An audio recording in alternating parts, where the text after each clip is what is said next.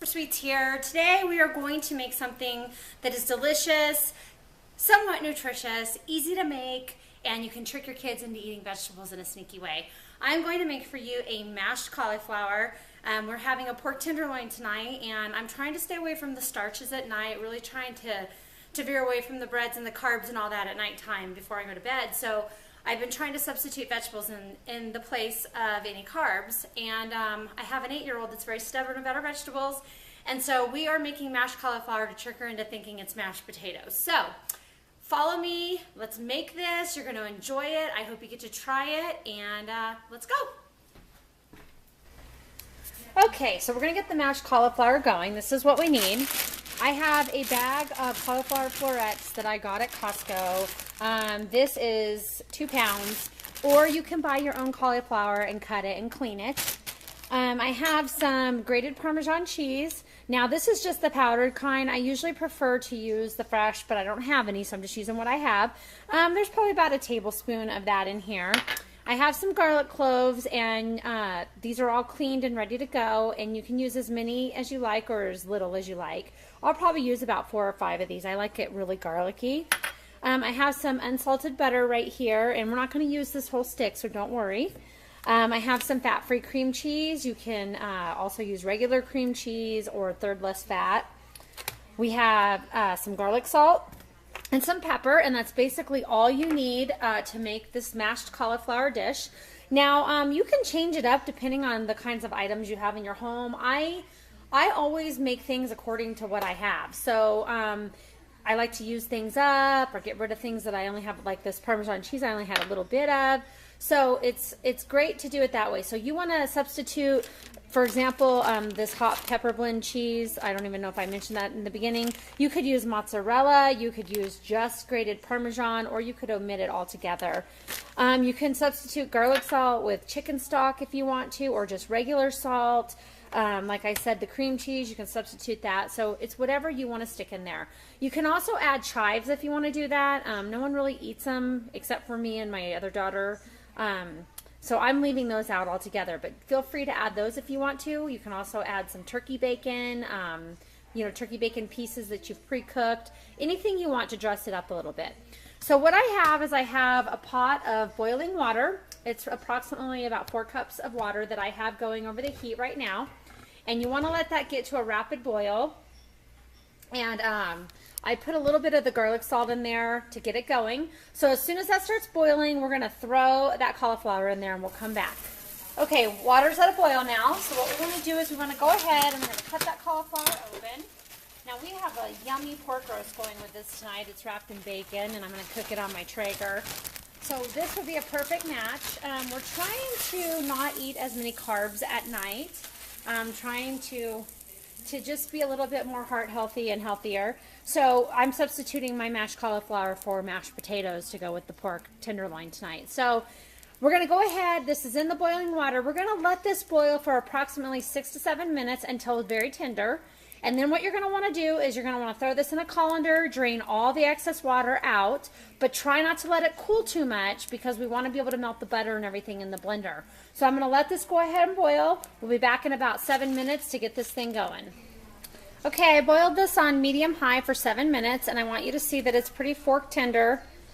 I'm going to let it sit in this hot water. Some of them that are a little bit bigger, don't see how they come off easy. That's what you're looking for, is to have them tender. You don't want them soggy. You still want to crunch to them. So the majority of these are done because they fall right off the fork. So I'm going to let these sit in this hot water for just another minute or 2 and rest. Then we're going to go ahead and put this in a colander and drain it, and we'll be back to mix everything up. Okay, so I have drained the cauliflower. It's in a colander. You see the steam still coming off of it. That's how hot you want it to be. So I'm going to go ahead and put it in my Ninja. If you drop some, just put them back in. My counters are clean, so I'm not too worried about it. We're going to go ahead and toss all this cauliflower into the Ninja blender. Now you can use an emulsifier, you can use a regular blender, a food processor, whatever you have to blend this all up. So I've got all that in there. We want to go ahead and we want to throw our cream cheese in there. And I've done about 2 tablespoons of cream cheese. You can add more or less. I wouldn't add any less than, we'll go up here a little bit. I wouldn't add any less than 1 tablespoon, but if you want to add a little bit more, it makes it creamier. That's totally up to you. I have 3 tablespoons of butter. I'm going to go ahead and throw that Parmesan cheese in there. I'm going to throw 4 garlic cloves in there and some of my pepper jack. And like I said, you can use mozzarella, you can use fresh grated Parmesan, you can use brie, you can use whatever you want. I have used brie before, and that also turns out really well. This just adds some creaminess and texture and some flavor.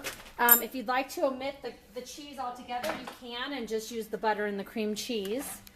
I'm going to also add some black pepper, and you can put as little or as much of that as you want. We're a pepper family, so we'll probably add more when we serve ourselves. And then I'm going to add some garlic salt for flavor. And I'd say probably right around a teaspoon or 2.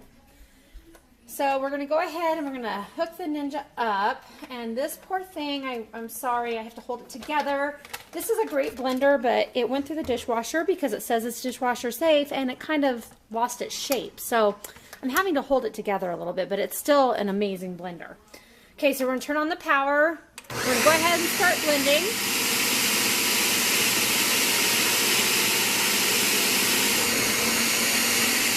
Now, at this point, let me shut this off. At this point, there should be enough liquid left in the cauliflower that you do not need to add any additional liquid to this. So I'm going to go ahead and I'm going to keep this going, and I'll let you know how long it takes, and we'll be back. Okay, so these are done. I pulsed them until they were as creamy as I wanted them to be. Now, I'm going to tell you a reason for me to do this as well. I have a little one that does not like very many vegetables. She likes corn, and she likes some carrots, but most of the vegetables that she likes, she will eat some broccoli, but most of everything she eats is a really high sugar vegetable. So I have to trick her into eating things. So that's another reason behind the mashed cauliflower, is she's going to think that these are mashed potatoes.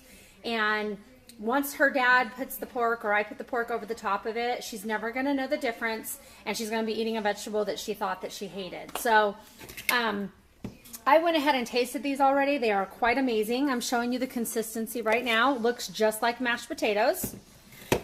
I added nothing additional after turning the camera off that you didn't see me add. So I'm going to kind of shake this off a little bit. Be careful. Don't hurt yourself. Anyway, these are going into a Tupperware because I'm getting ready to head to work. And when my husband gets home, he can cook the pork on the grill or on the Traeger, and then he can just heat these up, and he'll have dinner set. So I went ahead. Let's clean that off. That's done. Let's put this to the side, and we're going to go ahead and scoop our mashed cauliflower into this container. This is ready to serve right away. It only takes literally maybe 15 minutes at the most between boiling the water, boiling it, and blending it. 20 if you want to give yourself a little bit of extra time, but this is something really quick you can do. Much quicker than mashed potatoes. And these are very healthy, you know, besides the little bit of butter that we used in there. This is a good substitute for mashed potatoes. All right, so there they are. This is plenty. Let me go ahead and put this down here, get it a little bit closer so you can see it. This is plenty for my family tonight. You can see that they're creamy.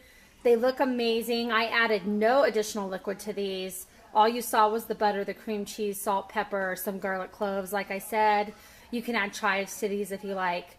They look exactly like mashed potatoes. Your children would never even know the difference, especially if you had like a little bit of gravy that you want to slap on the top of there. Not a lot, because then you're taking the health benefit away from it. But if you want to trick them into eating some vegetables, that's a good way to do it. So let's taste these, even though I already tasted them once because I couldn't help but want to see what they tasted like. Take a little spoon here. You can see those.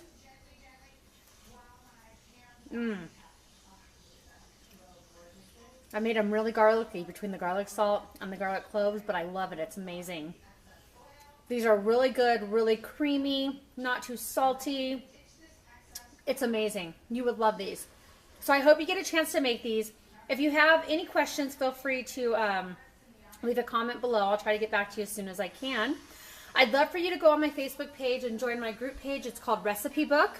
where you can share your recipes as well as see other people's recipes.